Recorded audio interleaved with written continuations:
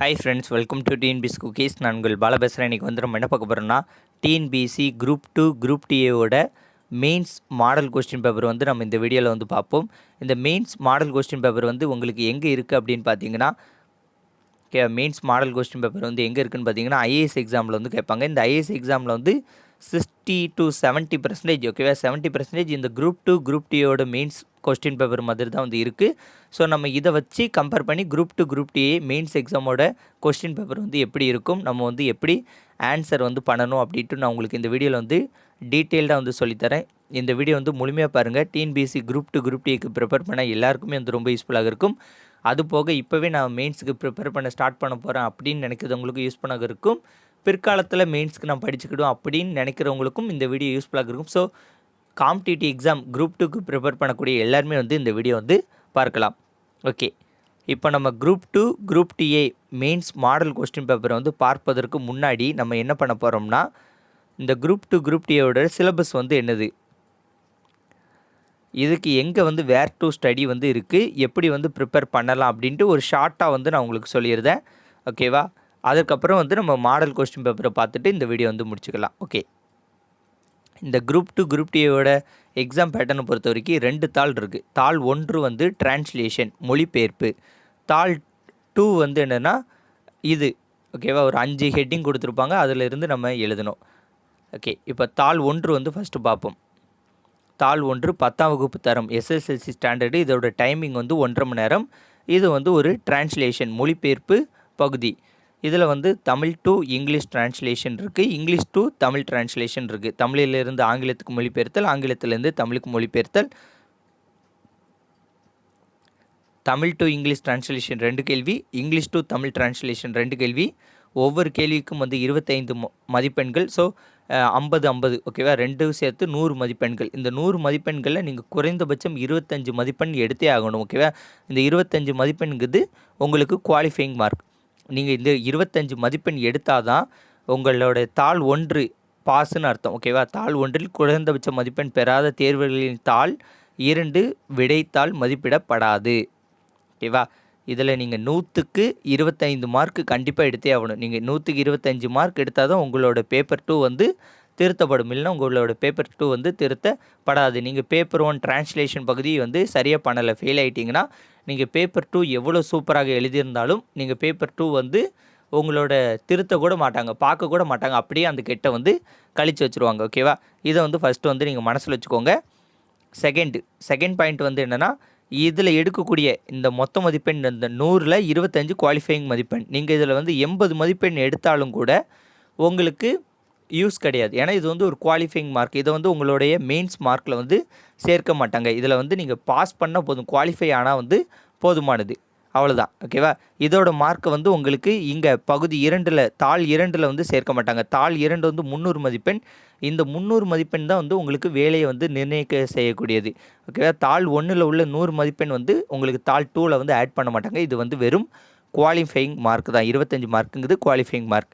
Okay, இதில் பெரும்பான்மையான ஆட்கள் வந்து இங்கிலீஷ் டு தமிழ் டிரான்ஸ்லேஷன் வந்து பண்ணிடுவாங்க. ஏதாவது வார்த்தைகள் தெரிஞ்சாலே அது வந்து எப்படி பண்ணணும் அப்படின்ட்டு தெரிஞ்சு மேக்ஸிமம் வந்து இங்கிலீஷ் டு தமிழ் டிரான்ஸ்லேஷன் வந்து நல்லாவே வந்து பண்ணிடுவாங்க. வார்த்தைகள் மட்டும் நமக்கு படிக்கணும். ஓகேவா, ஸ்கூல் புக்கில் இருக்குல்ல, தமிழ் புக்கில் உள்ள வார்த்தைகள், பாலிட்டியில் உள்ள வார்த்தைகள், வேறு எத்திக்ஸ், ஓகேவா, எத்திக்ஸ் புக்கில் உள்ள வார்த்தைகள், எக்கனாமிக்ஸ் புத்தகத்தில் உள்ள இங்கிலீஷ் தமிழ் வார்த்தைகள் கொடுத்துருப்பாங்கள்ல. Okay, Tamil book, polity, ethics, economics, இதில் உள்ள தமிழ் இங்கிலீஷ் வார்த்தைகள்லாம் வந்து நீங்கள் படித்து வச்சுக்கோங்க. இந்த கடைசியில் கொடுத்துருப்பாங்க டிரான்ஸ்லேஷன் அல்லது ஏதாவது ஒரு பேர் போட்டு வந்து கொடுத்துருப்பாங்க.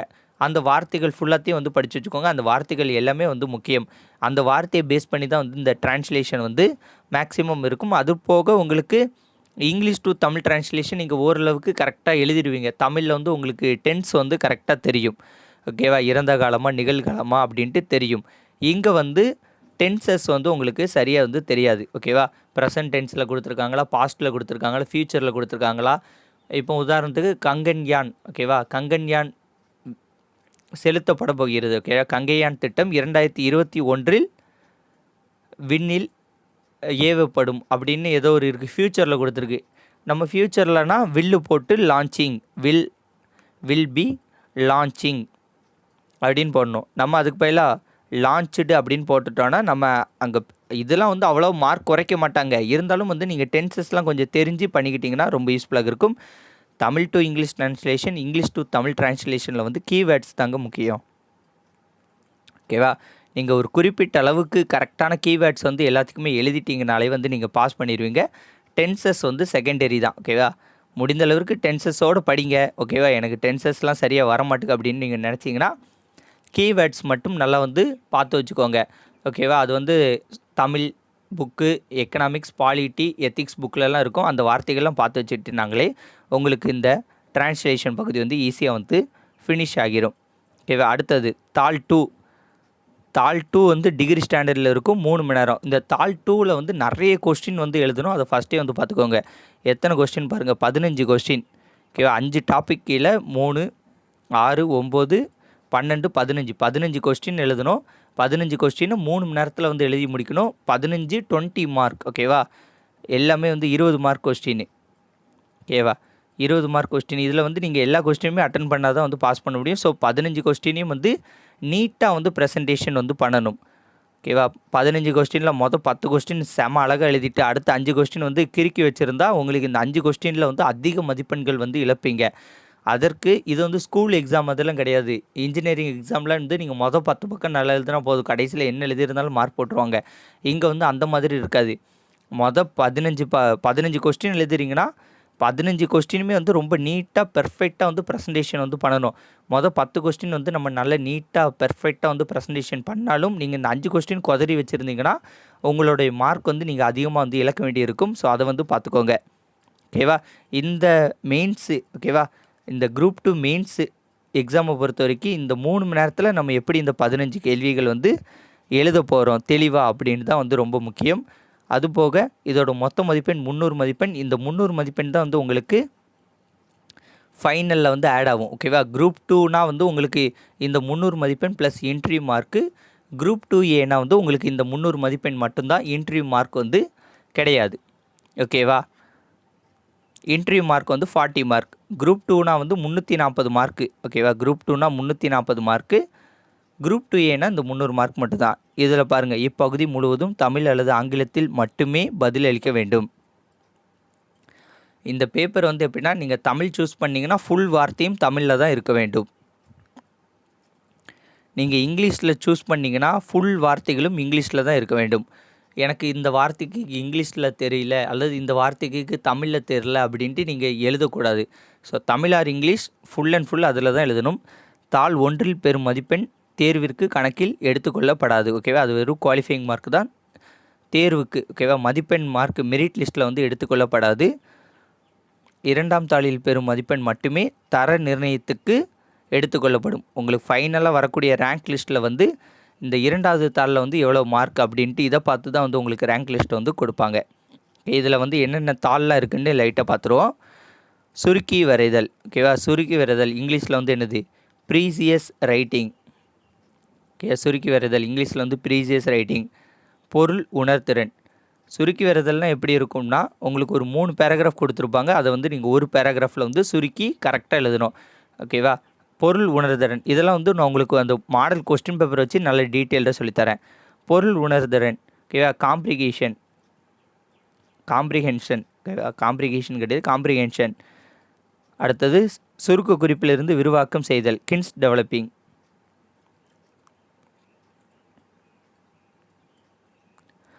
இந்த காம்ப்ரிகேஷன்னா வந்து என்னென்னா ஒரு 4 பக்கத்துக்கு வந்து ஒரு பேராகிராஃப் கொடுத்துட்டு கடைசியில் வந்து ஒரு 5 கேள்வி வந்து கேட்டிருப்பாங்க. அந்த 5 கேள்விக்கு வந்து நம்ம எப்படி பதில் அளிக்கணும் அதுதான் வந்து இந்த காம்ப்ரிகேஷன். ப்ரீசியஸ் ரைட்டிங்னா 3 பக்கம் கொடுத்து ஒரு பக்கத்தில் எழுதுது. கின்ஸ் டெவலப்பிங்னா வந்து ஒரு பக்கத்தில் கொடுத்துருப்பாங்க, அதை வந்து நம்ம 3 பக்கத்துக்கு வந்து எழுதணும். ஓகேவா? அடுத்த திருக்குறள் தொடர்பான கட்டுரை வரைதல். திருக்குறள் தொடர்பான கட்டுரை வரைதல் மற்றும் கடிதம் வரைதல் இந்த 2க்கும் வந்து சிலபஸ் வந்து என்னென்னு பார்த்தீங்கன்னா, கடிதம் வரைதல் இருக்குல்ல, லெட்டர் ரைட்டிங்கை பொறுத்த வரைக்கும் உங்களுக்கு அவங்க ஏதாட்டும் ஒரு தலைப்பு வந்து கொடுத்துருவாங்க. ஓகேவா? கடிதம் வரைதல் அலுவல் சார்ந்தது. ஓகேவா? அஃபிஷியல் லெட்டர் ரைட்டிங் வந்து அவங்க ஏதாட்டும் ஒரு ஹெட்டிங் கொடுத்துருவாங்க, அதுக்கு ஏற்றப்பல வந்து நம்ம எழுதணும். அடுத்தது திருக்குறள் லெட்டர் ரைட்டிங்கை பொறுத்த வரைக்கும் உங்களுக்கு ஒரு 5-6 ஃபார்மேட் தெரிஞ்சால் போதும். ஒரு 5 ஃபார்மேட் லெட்டர் எப்படி எழுதணும்னு தெரிஞ்சால் போதும், ஈஸியாக வந்து எழுதிடலாம். இது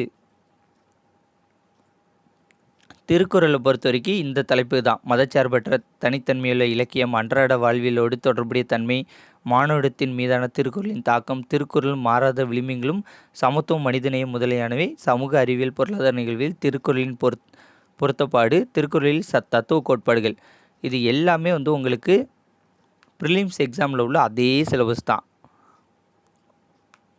ஓகேவா? நீங்கள் ப்ரிலிம்ஸ் எக்ஸாமில் வந்து ப்ரிலிம்ஸ் எக்ஸாமில் வந்து நீங்கள் திருக்குறளை வந்து நல்லா new book, old book, general ஸ்டடீஸில் உள்ள எல்லா திருக்குறளையும் நல்லா படித்து வச்சுட்டிங்கன்னா உங்களுக்கு மெயின்ஸ் எக்ஸாமுக்கு வந்து ரொம்ப ரொம்ப யூஸ்ஃபுல்லாக இருக்கும். ஓகேவா? லெட்டர் ரைட்டிங்கை பொறுத்த வரைக்கும் ஒரு 5 ஃபார்மெட் உண்டு. அது வந்து நம்ம எக்ஸாம் வரப்போது என்ன ஏதுன்னு பார்த்து நல்ல டீட்டெயில்டாக வந்து பார்த்துக்கலாம். இப்போ வந்து அது ஒன்றும் பிரச்சனை கிடையாது. லெட்டர் ரைட்டிங் வந்து நம்ம கொஞ்சம் ஈஸியாக வந்து மார்க் எடுக்கக்கூடியது மாதிரி தான் வந்து இருக்கும். ஓகேவா? அடுத்தது வந்து என்னென்னா, இது குரூப் 2 போஸ்டிங், நேர்முக பதவிகள், group 2 posting, group 2A posting, நான் என்ட்ரி போஸ்ட்டு.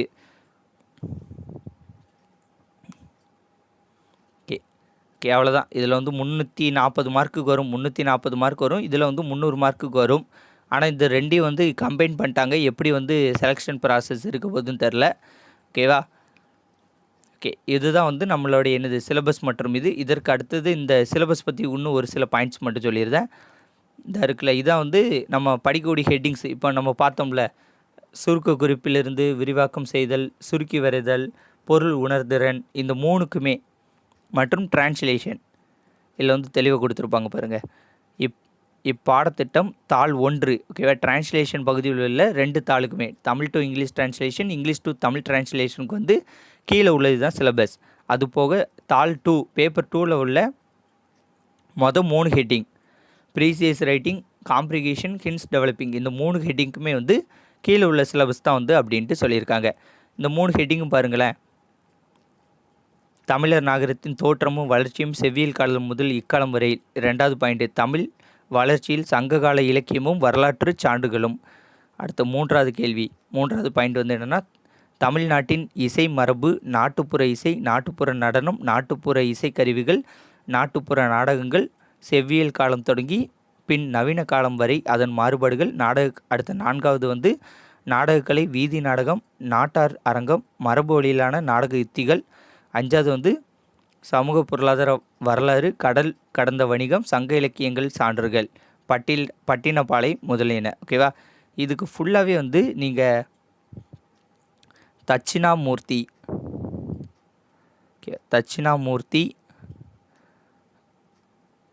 தமிழக வரலாறும் பண்பாடும், அந்த மாதிரி ஒரு புக்கு உண்டு. தட்சிணாமூர்த்தியோட தமிழக வரலாறும் பண்பாடும் அப்படின்னு ஒரு புக்கு உண்டு.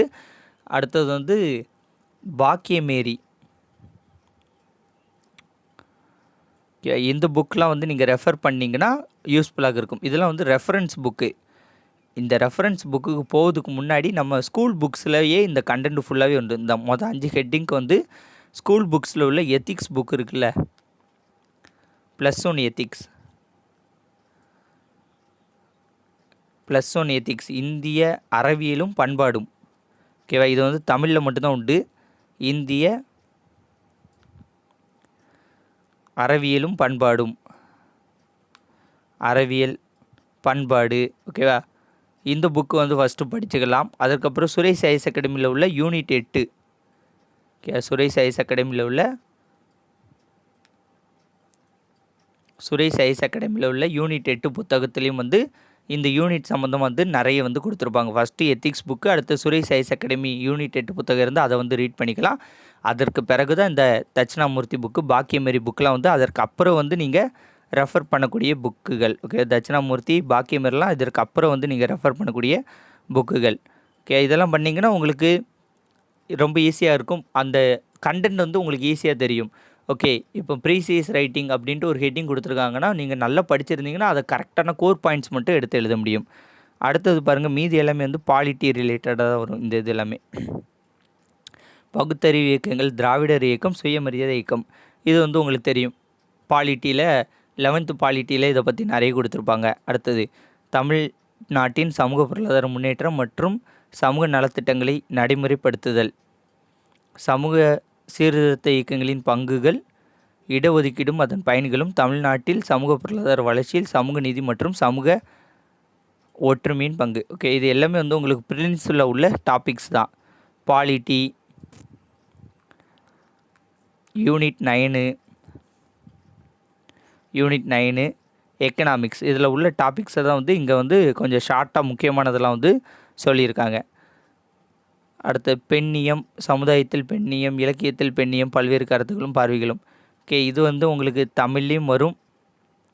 அடுத்து யூனிட் 8லேயும் வரக்கூடிய கண்டென்ட் தான் வந்து இந்த இது. ஓகேவா. அடுத்து இது இக்கால தனி தமிழ் மொழி, கணினி தமிழ், வழக்கு மன்ற தமிழ், நிர்வாக மொழியாக தமிழ், புதிய வகைமைகள். இதெல்லாம் வந்து உங்களுக்கு தமிழ் புக்கில் வந்து கொடுத்துருப்பாங்க. இந்த 6th to 9th வரைக்கும் உள்ளதில் வந்து இந்த கணினி தமிழ் பற்றி வந்து நிறைய வந்திருக்கும். ஓகே, இதெல்லாம் வந்து நீங்கள் அதில் வந்து கொஞ்சம் ப்ரிப்பேர் வந்து பண்ணிக்கலாம். இப்போ நீங்கள் ஃபஸ்ட்டு மெயின்ஸுக்குன்னு வந்து ஒரு பேசிக்கான ப்ரிப்பரேஷனில் இருங்க. ப்ரிலிம்ஸ் பாஸ் பண்ண பிறகு உங்களோட ப்ரிப்பரேஷன் லெவலை ரொம்ப ஹை லெவலுக்கு இம்ப்ரூவ்மெண்ட் பண்ணிக்கோங்க. இப்போதைக்கு வந்து நீங்கள் இதுக்கு கான்சன்ட்ரேட் கொடுங்க. இதுக்கு ப்ரிலிம்ஸ்க்கு அதிக கான்சன்ட்ரேட் கொடுத்து மெயின்ஸ்க்கு வந்து என்னென்ன எப்படி பண்ணணும்னு மட்டும் தெரிஞ்சு வச்சுக்கோங்க. ஓகே, அது வந்து போதுமானது. ஓகே, இப்போ வந்து மெயின்ஸ் மாடல் கொஸ்டின் பேப்பர் பார்ப்போம். இது வந்து ஒரு 2018 நடந்த ஒரு ஐஏஎஸ் எக்ஸாமோட மெயின்ஸ் கொஸ்டின் பேப்பரு. ஓகேவா. இதில் வந்து 3 இதை பற்றி நமக்கு நல்லா கொடுத்துருப்பாங்க. ஃபஸ்ட்டு வந்து இது தான். ஓகேவா. பாருங்கள், பின்வரும் பகுதியை கவனமாக படித்து அதன் இறுதியில் உள்ள வினாக்களுக்கு தெளிவாகவும் சரியாகவும் சுருக்கமாகவும் விடை எழுதுக. ஓகேவா. இது வந்து என்னதுன்னா பொருள் உணர்திறன். நமக்கு காம்ப்ரிஹென்ஷன் கொடுத்துருக்காங்கல்ல, தமிழில் வந்து பொருள் உணர்திறன், இங்கிலீஷில் வந்து காம்ப்ரிஹென்ஷன். ஓகேவா. அதுதான் வந்து இங்கே கொடுத்துருக்காங்க. காம்ப்ரிஹென்ஷன்னா என்ன, ஒரு பேராகிராஃப் வந்து கொடுத்துருப்பாங்க. இந்த பேராகிராஃபை பொறுத்த வரைக்கும் உங்களுக்கு காந்திஜியை பற்றி ஒரு பெரிய பேராகிராஃப் வந்து கொடுத்துருக்காங்க. ஓகே, எத்தனை பக்கம் இருக்குது? 1 2 3 4 பக்கம் இருக்குது. ஓகேயா. 4 பக்கம் கொடுத்து ஒரு 5 கேள்வி வந்து கேட்டிருக்காங்க. 5 கேள்விகள் வந்து கேட்டிருக்காங்க. இப்போ நம்மளை பொறுத்த வரைக்கும் இதில் வந்து ஒவ்வொரு கேள்வியும் வந்து 12 மார்க் கொடுத்துருக்காங்க. நம்மளை பொறுத்த வரைக்கும் ஒவ்வொரு டாப்பிக்குமே வந்து 20 மார்க் தான். ஸோ உங்களுக்கு பேஜஸ் வந்து கம்மியாக இருக்கும். 5 கொஸ்டின் வந்து கண்டிப்பாக கேட்பதற்கான சான்சஸ் வந்து அதிகமாக தான் இருக்குது. ஓகேவா. 20 மார்க் வந்து இருக்கும். ஓகேவா. மொத்தம் 3 கொஸ்டின். இதே பேட்டர்னில் உங்களுக்கு 3 இருக்கும். ஒவ்வொரு கொஸ்டினுக்கும் வந்து 20 மார்க்கு. ஓகேவா. இப்போ இது உதாரணத்துக்கு இது கொஸ்டின் நினச்சிக்கோங்க. இதுக்கு 20 மார்க்கு. அப்போ 5 கொஸ்டின் இருக்கும். ஒவ்வொரு கொஸ்டினுக்கும் 4 மார்க்குன்னு இருக்கும். இங்கே 12 மார்க் இருக்கா, உங்களுக்கு 5 கொஸ்டினுக்கும் 4 மார்க் அப்படின்ட்டு இருக்கும். 20 மார்க்கு ஒரு கொஸ்டின் பேப்பருக்கு 20 மார்க். இதே மாதிரி உங்களுக்கு 3 வந்து இருக்கும். 3 இருக்கும். இதில் வந்து 4 பக்கம் கொடுத்துருக்காங்களா, உங்களுக்கு இது வந்து உங்களுக்கு 60 மார்க்குனால் 4 பக்கம் கொடுத்துருக்காங்க. ஸோ அதெல்லாம் வந்து ஒரு 1.5 பக்கத்தில் வந்து இருப்பதற்கான சான்சஸ் வந்து நமக்கு அதிகமாக இருக்கிறது. ஓகேவா. ஆனால் இந்த பேட்டர்னில் தான் இருக்கும். ஒரு 4 பேராகிராஃப் கொடுத்துருவாங்க. கொடுத்துட்டு அதோட நம்ம அர்த்தத்தை நல்லா புரிஞ்சுக்கிட்டு கேள்விகள் இருக்கும். கேள்விகளை பொறுத்த வரைக்கும் கரெக்டான ஆன்சரை எவ்வளோ சுருக்கமாக எழுத முடியுமோ அவ்வளோத்துக்கு எழுதணும். உலகம் காந்தியின் பால் ஈர்க்கப்பட்டது ஏன். ஓகே, இது வந்து ஒரு 4 மார்க் கொஸ்டின்னா அதுக்கு வந்து எவ்வளோ கண்டென்ட் எழுதணும், அந்த கண்டென்ட் வந்து சாட்டிஸ்ஃபைடாக இருக்கணும். ஏன்னா வந்து நம்ம 5 கொஸ்டினுக்கு நமக்கு 20 மார்க் தான் தரப்போகிறாங்க. அதனால் பார்த்துக்கோங்க. அடுத்த விடுதலை பெறுவதற்கு அகிம்சை வழியை முதன்மை கருவியாக காந்திஜி கருதியது ஏன். இது எல்லாத்துக்குமே வந்து ஆன்சர் வந்து இந்த மேலே உள்ள பேராகிராஃபில் இருக்கும். ஆனால் நீங்கள் அந்த ஆன்சரை வந்து எப்படி சிம்பிளிஃபை பண்ணி, எல்லாத்துக்குமே ஆன்சர் இருக்கும், ஆனால் ஆன்சரை வந்து நீங்கள் எப்படி சிம்பிளிஃபை பண்ண போகிறீங்க, சிம்பிளிஃபை பண்ணி எப்படி ரைட் பண்ண போகிறீங்க, அதுதான் வந்து முக்கியமான மேட்டர். ஓகேவா. அடுத்தது ஓகே, நம்ம இப்போ காம்ப்ரிகேஷன், பொருள் உணர்திறன் காம்ப்ரிகேஷன் பார்த்துட்டோம். 2வது வந்து என்னதுன்னா 3 1 பங்காக. ஓகேவா. 3 1 பங்காக சுருக்கி வரைக. ப்ரீசியஸ் ரைட்டிங், சுருக்கி வரைதல். ப்ரீசியஸ் ரைட்டிங் வந்து கொடுத்துருக்காங்க. ப்ரீசியஸ் ரைட்டிங்கும் வந்து இங்கே 60 மார்க்குக்கு வந்து கொடுத்துருக்காங்க. அதனால் பெரிய பேராகிராஃப் இருக்குது. நமக்கு வந்து 20 மார்க் தான் வரும். அதனால் குட்டி பேராகிராஃபாக தான் இருக்கும். ஓகேவா. ஓகே, இது வந்து ஏதோ ஹிஸ்ட்ரி ரிலேட்டடாக வந்து இது கொடுத்துருக்காங்க. ஓகேவா. ஹிஸ்ட்ரி ரிலேட்டடாக வந்து கொடுத்துருக்காங்க. நமக்கு இதில் என்னெல்லாம் தேவை கிடையாது. ஸோ கொடுத்துருக்காங்க எத்தனை, இதில் வந்து ஒரு 383 வார்த்தைகள். வெயிட் பண்ணுங்கள் ஒரு நிமிஷம்.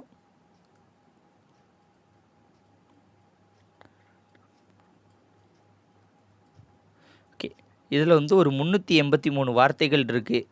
இது 3 மடங்கு அப்படின்னு நினச்சிக்கோங்க. இதில் வந்து 1 மடங்கு தான் நம்ம எழுதணும். அப்போ கிட்டத்தட்ட ஒரு 140 வார்த்தைகள் வந்து எழுதலாம். அவ்வளோதான். ஓகேவா? இது வந்து ஒரு 400 வார்த்தைன்னு வச்சுக்கிடுமே. 400 வார்த்தை அப்படின்னா வந்து நம்ம ஒரு 140 வார்த்தை வரைக்கும் எழுதலாம். ஓகேவா? ஏன்னா ப்ரீசியஸ் ரைட்டிங்னா அதுதான். 3ல் 1 பங்கு வந்து எழுதணும். அந்த 3ல் எழுதக்கூடிய அந்த 1 பங்கும் தெளிவாக எழுத வேண்டும். ஓகே, நம்ம இப்போ 1 பங்கு தான் எழுத போகிறோம். ஒரு 140 வார்த்தை எழுதுகிறோன்னா அந்த 140 வார்த்தையும் கீவேர்டாக இருக்க வேண்டும். முக்கியமான கீவேர்டாக இருக்க வேண்டும். ஒரு நோட்ஸ் எடுத்து இதுக்கெல்லாம் நீங்கள் பழகிருந்தீங்கன்னா ஈஸியாக வந்து இந்த பேராகிராஃப்லேருந்து எடுக்க முடியும். இந்த பேராகிராஃப்லேருந்து நோட்ஸ் எடுக்கணும். முக்கியமான வேர்ட்ஸ் எல்லாம் வந்து நோட் மேக்கிங்காக எடுத்தால் முடிஞ்சு. ஓகேவா? அதுதான் வந்து என்னது, ப்ரீசியஸ் ரைட்டிங், சுருக்கி வரைதல். முக்கியமான பாயிண்ட்ஸை வந்து தொகுத்து அங்கேருந்து எடுக்கிறோம். ஓகேவா? இதுதான் வந்து இதில் வரக்கூடிய ஒரு முக்கியமான கண்டென்ட். இது ரொம்ப சிம்பிள் தான். ஆனால் உங்களோட ப்ராக்டிஸும் நீங்கள் எப்படி கரெக்டாக கீவேர்ட்ஸை எடுக்கிறீங்கன்னு முக்கியம். இதற்கு வந்து நீங்கள் ப்ரிலிம்ஸில் வந்து நோட்ஸ் எடுத்து பழகிருந்தீங்கன்னா உங்களுக்கு இந்த கண்டென்ட் வந்து ஈஸியாக இருக்கும். அடுத்தது ஆங்கிலத்தில் மொழிபெயர்த்து எழுதுக. ஓகேவா? இது வந்து Tamil to English translation. Tamil to English translation கொடுத்துருக்காங்க. இதற்கு வந்து ஃபஸ்ட்டு நமக்கு என்ன தெரியணும், இதில் உள்ள வார்த்தைகள்லாம் தெரியணும். நவீன காலம்னா என்னது, தகவலுக்கு இங்கிலீஷில் என்னது, தொழில்நுட்பத்துக்கு என்னது, காலம், அறிவியல் புலத்தின் இங்கிலீஷில் என்னது, நவீன கண்டுபிடிப்புகள் இங்கிலீஷில் வந்து என்னது, அடுத்தது தகவல் தொழில்நுட்பம், பிரமிக்க, அடுத்தது மனித குலம், வேறு இந்த மாதிரி இந்த பேராகிராஃப் இருக்காது. ஸோ நமக்குன்னு வரும்போது அந்த பேராகிராஃபில் உள்ள எல்லா வார்த்தையும் நமக்கு தெரியணும். ஓகே, இந்த மாதிரி உங்களுக்கு நிறைய கீவேர்ட்ஸ் வந்து ஒரு பேராகிராஃபில் வந்து தெரிந்திருக்க வேண்டும். இது வந்து 20 மார்க்குக்கு தான் இந்த கொஸ்டின் பேப்பர் வந்து செட் பண்ணியிருக்காங்க. எத்தனை 20 மார்க்குக்கே வந்து உங்களுக்கு எப்படியும் ஒரு பேஜ் 2 பேஜ் வந்து இருக்குது. ஓகேவா? 20 மார்க்குக்கு 2 பேஜ் இருக்குது. கண்டிப்பாக 25 மார்க்குங்கும்போது ஒரு 2.5 பேஜ் வந்து நம்ம எக்ஸ்பெக்ட் பண்ணலாம். ஓகேவா? 2.5 பேஜ் வந்து நீங்கள் தமிழ் டு இங்கிலீஷ் வந்து டிரான்ஸ்லேஷன் பண்ணணும். அதற்கு கீவேர்ட்ஸ் வந்து ரொம்ப முக்கியம். ஓகே, இந்த தமிழ் வார்த்தைக்கு இங்கிலீஷில் வந்து என்னது, ஓகேவா அப்படின்ட்டு தெரிஞ்சிருக்கணும். இங்கிலீஷ் பேராகிராஃபை பொறுத்த வரைக்கும் ரொம்ப குட்டியாக தான் கொடுத்துருக்காங்க. 20 மார்க்கு தான், 2 பேராகிராஃப் தான் கொடுத்துருக்காங்க. ஸோ நம்ம வந்து 25 மார்க்னு ஒரு 3 பேராகிராஃப் வந்து எக்ஸ்பெக்ட் பண்ணலாம். ஓகேவா? அவ்வளோதான். அதற்கு வந்து வார்த்தைகளுக்கு வந்து இங்கிலீஷ் வார்த்தைக்கு தமிழில் வந்து கீவேர்டு வந்து என்னது, அர்த்தம் வந்து என்னதுன்னு தெரிஞ்சிருந்தால் ஈஸியாக வந்து எழுதிடலாம். ஓகே, இவ்வளோ தான். இதில் வந்து கின்ஸ் டெவலப்பிங் வந்து கொடுக்கல. திருக்குறள் வந்து இதில் கிடையாது. ஓகேவா? இதில் வந்து இப்போ கின்ஸ் டெவலப்பிங் வந்து எப்படி இருக்கும் நான் சொல்கிறேன். கின்ஸ் டெவலப்பிங் இப்போ உதாரணத்துக்கு நம்ம நீதி கட்சி சம்மந்தமாக எடுத்துக்கிடுவோம். ஓகேவா? நீதி கட்சி சம்மந்தமாக வந்து ஒரு கண்டென்ட் வந்து கொடுக்குறாங்க. ஓகேவா? சென்னை வாசிகள் சங்கம், நீதி கட்சி வேண்டாம், நம்ம வந்து என்னது அதிமுக எடுத்துக்கிடுவோம். அதிமுகவை பற்றி எழுத சொல்கிறாங்கன்னா அதிமுக எப்படி உருவாச்சு அப்படின்னு பார்க்கும்போது நம்ம இங்கே தென்னிந்திய நல உரிமை கழகத்துக்கு முன்னாடி உள்ள சென்னை வாசிகள் சங்கத்திலேருந்து வருவோம். சென்னை வாசிகள் சங்கம், தென்னிந்திய நல உரிமை சங்கம். தென்னிந்திய நல உரிமை சங்கத்திலேருந்து அவங்க நடத்தின பத்திரிகை தான் வந்து 2 பத்திரிகை அப்படின்னு நம்ம எழுதணும். சென்னை வாசிகள் சங்கம், தென்னிந்திய நல உரிமை சங்கம், அடுத்தது 2 பத்திரிகை பேர் என்னது, ஜஸ்டிஸ் அப்படின்ட்டு ஒரு பத்திரிகை, திராவிடன், பிரகசிகா அப்படின்ட்டு பத்திரிகை பேர் கொடுத்துருக்காங்க. அடுத்து இந்தி போராட்டம். ஓகே, இந்த மாதிரி உங்களுக்கு கோடாக அந்த கீ மட்டும் கொடுத்துருவாங்க. இந்தி போராட்டம், சேலம் மாநாடு, பெரியார், அண்ணா, அடுத்தது என்னது, கருணாநிதி, எம்ஜிஆர் அப்படின்ட்டு உங்களுக்கு கீவேர்டாக கொடுத்துருவாங்க. நீங்கள் அந்த கதையை வந்து தொகுத்து எழுத வேண்டும். அந்த மாதிரி உள்ளது தான் வந்து என்னது, கின்ஸ் டெவலப்பிங். உங்களுக்கு அந்த கதை வந்து நல்ல மையக்கரு தெரிஞ்சிருச்சுன்னா ஈஸியாக வந்து எழுதிடலாம். ஓகேவா? ஸோ கின்ஸ் டெவலப்பிங்னா வந்து அதுதான். திருக்குறள் வந்து உங்களுக்கு ஆல்ரெடி வந்து தெரியும். திருக்குறள் வந்து நீங்கள் எப்படி வந்து ப்ரிப்பேர் பண்ணலான்னா, ஒரு ஹெட்டிங் வந்து கொடுத்துருக்காங்கன்னா ஒரு 5 to 6 திருக்குறள் போட்டு முன்னுரை. ஓகேவா? கடிதம் கடிதம் தானே. கட்டுரை. ஓகேவா? திருக்குறள் பற்றின கட்டுரை தானே. முன்னுரை. மைய கருத்து என்னது, ஒவ்வொரு திருக்குறளும் வந்து என்ன சொல்லுது, முடிவுரை. இதுக்கெல்லாம் வந்து ஒரு பேட்டர்ன் உண்டு. அந்த பேட்டர்னில் வந்து நான் வந்து உங்களுக்கு தனித்தனியாக வந்து வீடியோவில் வந்து சொல்லித்தரேங்க. திருக்குறள் வந்து எப்படி எழுதணும், அண்டு லெட்டர் ரைட்டிங், லெட்டருக்கான ஃபார்மெட் என்னது, லெட்டர் ரைட்டிங் வந்து எப்படி எழுதணும் அப்படின்ட்டு நான் உங்களுக்கு தனித்தனியாக வந்து ஒரு வீடியோவில் வந்து சொல்லித்தரேன். ஓகே, இவ்வளோ தான். இந்த வீடியோ வந்து உங்களுக்கு யூஸ்ஃபுல்லாக இருந்திருக்கும் அப்படின்னு நினைக்கிறேன். இந்த வீடியோ உங்களுக்கு பிடிச்சிருந்தால் லைக் பண்ணுங்கள், உங்கள் ஃப்ரெண்ட்ஸ்க்கெலாம் ஷேர் பண்ணுங்கள். மறக்காமல் நம்ம சேனலை சப்ஸ்கிரைப் பண்ணி கூடவே அந்த பெல் ஐக்கானை கிளிக் பண்ணிக்கோங்க. நன்றி, வணக்கம். வேறு ஒரு வீடியோ சந்திப்போம். பை.